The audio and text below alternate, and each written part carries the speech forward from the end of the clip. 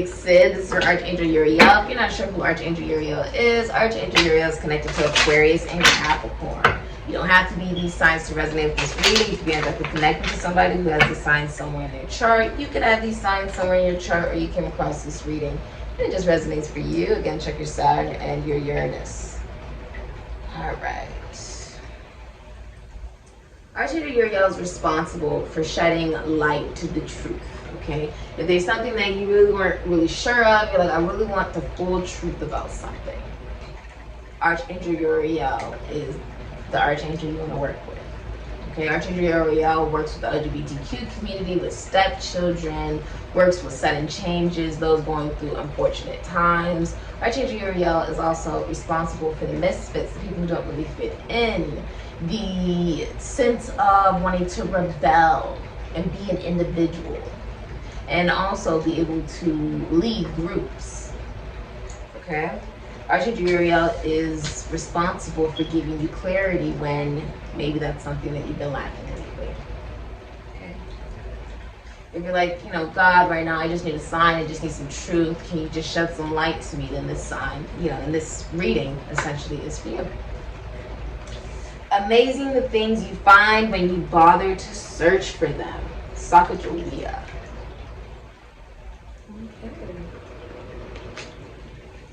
And the hidden energy you don't see, only put off until tomorrow, which you are willing to die having left undone. Pablo Picasso.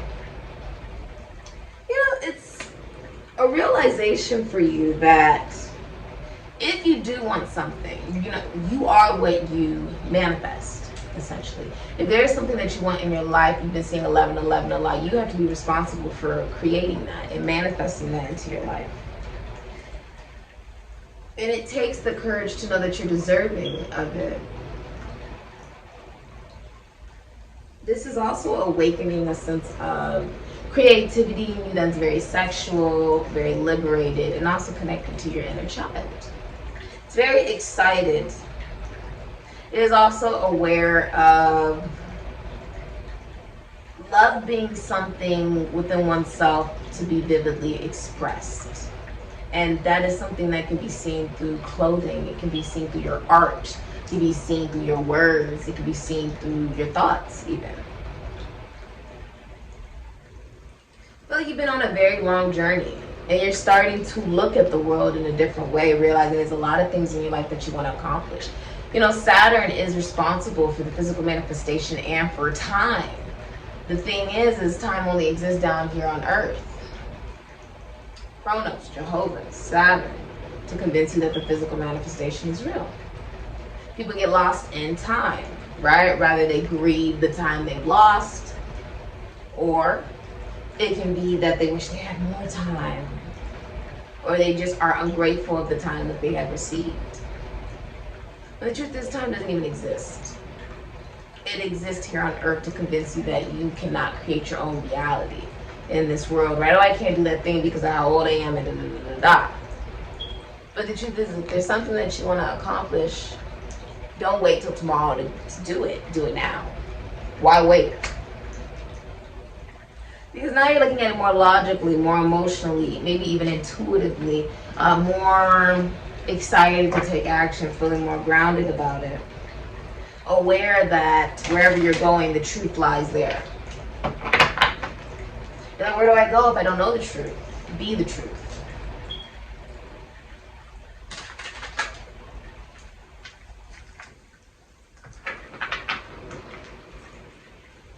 Some of you like anime, you like to watch anime. There's something about your partner that you really don't like. Aquarius, Aries, Scorpio. You really don't like this about your partner, but it's not gonna change. It's very immature and the relationship feels very sporadic.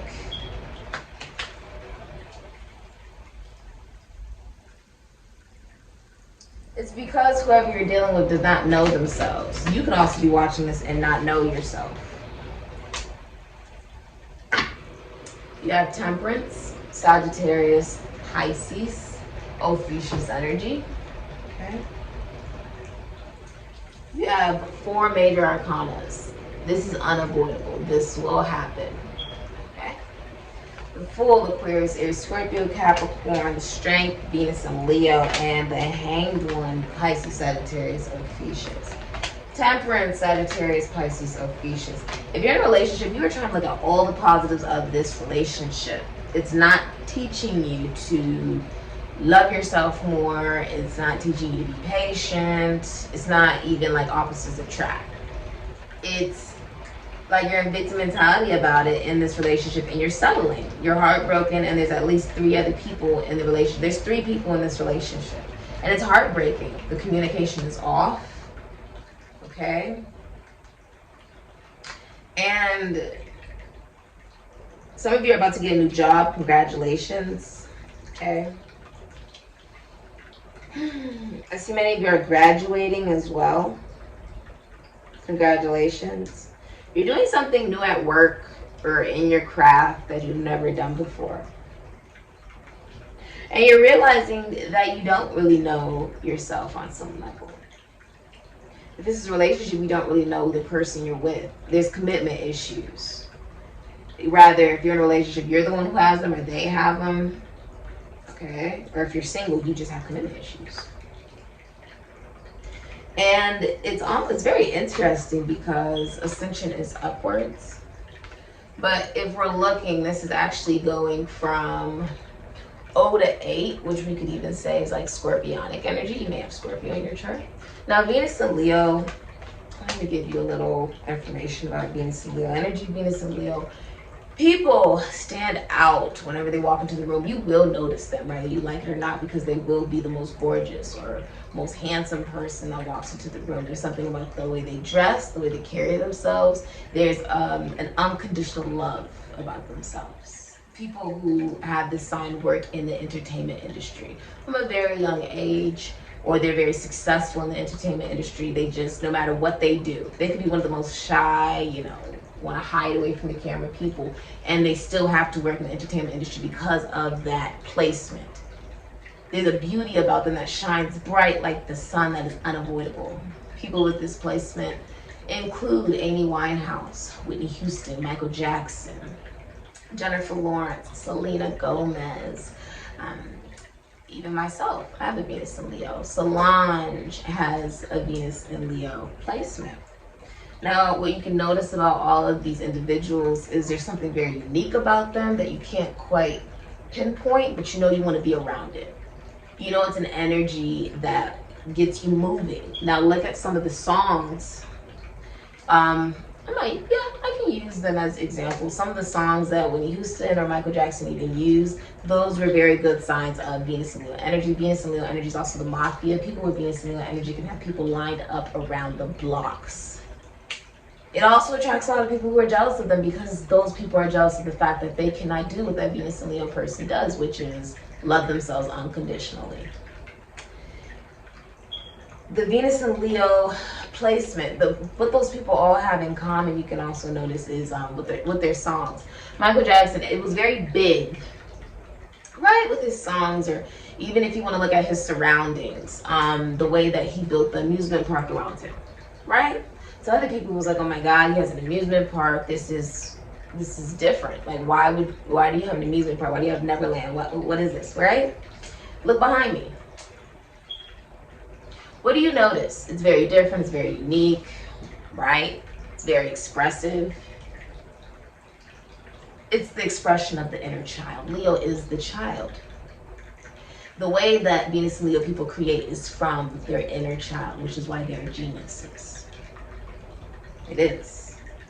They have the capability. Whitney Houston, some of her best hits were just about the emotion. Venus and Leo's like Broadway, theater, dancing, acting, rapping, singing, being in the spotlight, but it's very dramatic, like a soap opera. That type of love, because Venus is about love, but it's also about love of self. It's very grandiose. Their expressions of love are very grand, and the way that they express themselves is very big. Some of his songs, such as Thriller, good example of Venus and Leo energy. Even if you want to look at Black and White, or you want to look at some of his best hits, were examples of it being very dramatized. Do you remember the time? Very dramatized. If you look behind me, this is an example of Venus and Leo energy in a woman, much like his Neverland thing, where it's our way of expressing ourselves. And some people will get it and some people won't. But it's very dramatic. Whitney Houston, I have nothing. Obviously she'll have something, but it's very dramatic. And it's a hit because of it. When Venus and Leo people, it's go baby, go home baby. And that's why they were able to dominate their industry the way they did. Amy Winehouse, her even speaking about rehab. Oh my God, so taboo. But this is what she was living. This is what she was going through. These people, they go through their highs and their lows in front of everybody. The Venus and Leo energy, you are the sun. And people are going to watch you. They're going to watch you fall. They're going to watch you get up. That's what the Venus and Leo energy is. It is unconditional love of self. And it's this awareness that it's not about fighting the ego, but it's about embracing it as self. Realizing the polarity of it with the number 8, that it is painful to identify who you are. But that is when you begin to create and you move out of the stagnancy.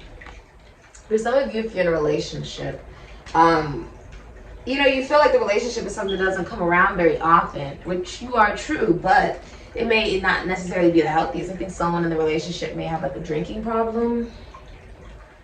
They're not willing to learn anything new, or you may not be willing to learn anything new. And that may be something you're realizing as well. Like you can't, if you're not willing to learn anything new, of course you're not going to learn you. It's all about enlightenment. It's all about becoming more aware. Do you get what I'm saying? And taking that time to do that. But a lot of you don't want to take that time.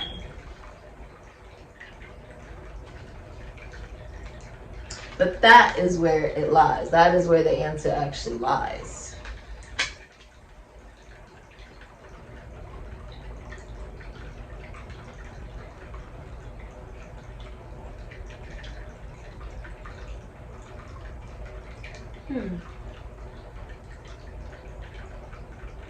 It's like a mirror. It feels like a mirror. Almost like if you look at your pain, right? You have 3 that came out. If you look, well, 4. If you look at your pain, you also see your strength. Not just the pain. That is the polarity of it all. You have Taurus, so you may have Taurus in your chart. Aquarius, Aries, Scorpio, Capricorn, or you may be dealing with that sign. This is also about your self-worth and self-value. You may have Aquarius in your chart. Number 3, 102. The Taurus one had 118. That may be significant to you. You know, it's moving. This is a fixed energy, but that's the last fixed sign from Taurus to Aquarius. You know, because you go Taurus, Leo, Scorpio, Aquarius. Now we're no longer thinking about one's own self-worth. We're also seeing the worth of life, meaning the global collective. Everybody is of value on some level, right? But also don't sacrifice what you desire and what you want for others. Because Taurus is also about luxury and indulgence. I deserve what I want. I'm not going to settle simply because it may please other people. I like that. There's something nuclear happening. I feel like this is a nuclear bomb. You're recognizing that something was toxic in your life. It kept making you go around and around. Something may be important about Christmas as well. Number 40, you have mistletoe. Something may also happen around Christmas. You have like 4 zeros. There is something happening where you're realizing whoever it is you're dealing with that you want to change will not change. And if there's something about yourself that you're like, oh, well, I've been trying to learn more about me, right? There's someone actually coming into your life that is going to be like your rock, almost like an angel. They're coming in your life in a very difficult time. Okay? Some of you are surgeons, okay, or cardiothoracic surgeons, or you may work in like law enforcement or prisons, okay? It's time to no longer look at all the positives of a situation, look at the reality of it, and be strong enough to walk away from it, even if in that process you feel like you lose who you thought you were. I realize, even for myself, as I walk in my journey, I don't associate with certain people, places, and things like I used to. And I realized it was because when I was connected to those things, I could not hear God. And when I was connected to those particular, you know, things, people, places, I wasn't sitting. And so that's something you realized. That identifying yourself is also recognizing what you will and will not tolerate, what you are worthy of accepting into your space, and what, you know, you're willing to put boundaries up towards. What you are worthy of. The truth of your worth, I suppose, is coming out to you. You just have to be willing to learn about it and evolve from that. It's messy, it's scary, but it's worth it. You're practicing patience. This has been your reading. Ashe.